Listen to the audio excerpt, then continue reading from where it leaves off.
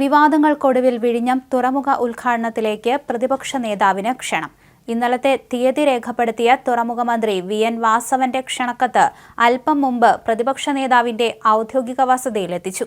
തന്റെ സ്വന്തം ലെറ്റർ പാഡിലാണ് ക്ഷണക്കത്ത് നൽകിയതെന്ന് വി.എൻ. വാസവൻ പറഞ്ഞു.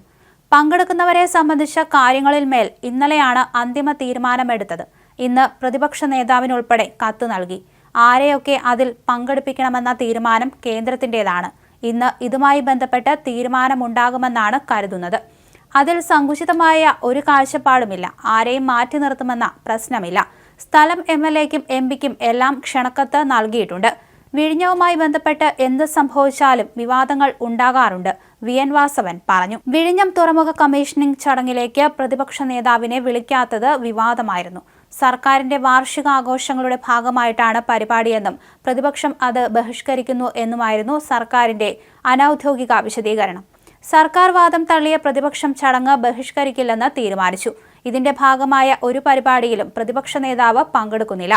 തുറമുഖ കമ്മീഷനിംഗും വാർഷികാഘോഷ പരിപാടികളുടെ ഭാഗമായതിനാൽ ക്ഷണിക്കേണ്ടെന്ന് തീരുമാനിച്ചുവെന്നാണ് മന്ത്രി വി.എൻ. വാസവൻ നേരത്തെ വിശദീകരിച്ചത്.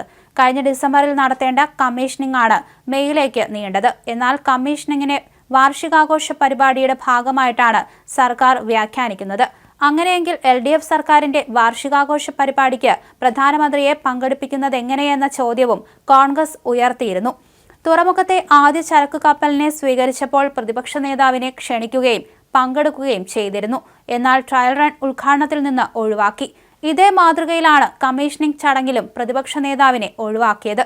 സർക്കാരിന്റെ 4ാം വാർഷികാഘോഷത്തിന്റെ ഭാഗമായിട്ടാണ് കമ്മീഷനിംഗ് എന്ന സർക്കാരിന്റെ വാദം അത്ഭുതകരമാണ്.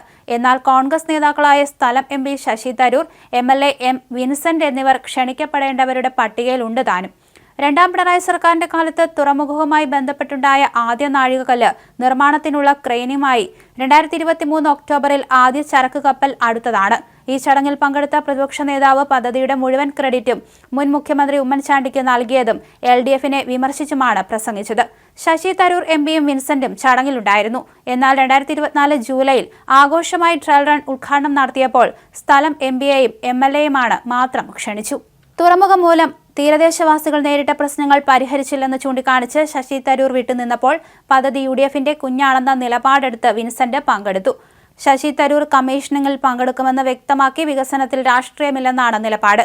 കമ്മീഷനിംഗ് ചടങ്ങിലേക്ക് ക്ഷണിച്ചാൽ വേദിയിലിരിക്കും, ഇല്ലെങ്കിൽ സദസ്സിലിരിക്കുമെന്ന് വിൻസെന്റ് പറഞ്ഞു. MPയോ MLAയോ പങ്കെടുക്കുന്നതിനെ കോൺഗ്രസ് വിലക്കിയിട്ടില്ല. ചടങ്ങിൽ പങ്കെടുക്കേണ്ടവരുടെ പട്ടിക തയ്യാറാക്കി പ്രധാനമന്ത്രിയുടെ ഓഫീസിലേക്ക് അയച്ചിരിക്കുകയാണ്. ഇതിന്റെ മറുപടി ഇതുവരെ വന്നിട്ടില്ല. പ്രതിപക്ഷ നേതാവിനെ ഒഴിവാക്കിയത് വൻ ചർച്ചയായി മാറാൻ സാധ്യതയുള്ള കാര്യമാണ്. എന്നാൽ 2ാം പിണറായി വിജയൻ സർക്കാരിന്റെ 4ാം വർഷം തികയുന്നതിന്റെ ഭാഗമായിട്ടാണ് കമ്മീഷനിംഗ് എന്നും സർക്കാരിന്റെ വാർഷികാഘോഷ പരിപാടിയിൽ പങ്കെടുക്കില്ലെന്ന നിലപാട് നേരത്തെ തന്നെ പ്രതിപക്ഷ നേതാവ് എടുത്തിട്ടുണ്ടെന്നും അതുകൊണ്ടാണ് അതിഥികളുടെ പേരുകളിൽ അദ്ദേഹം ഇല്ലാത്തതെന്നാണ് ഇക്കാര്യത്തിൽ സർക്കാരിന്റെ പക്ഷത്തു നിന്നും ഉണ്ടായിരിക്കുന്ന വിശദീകരണം.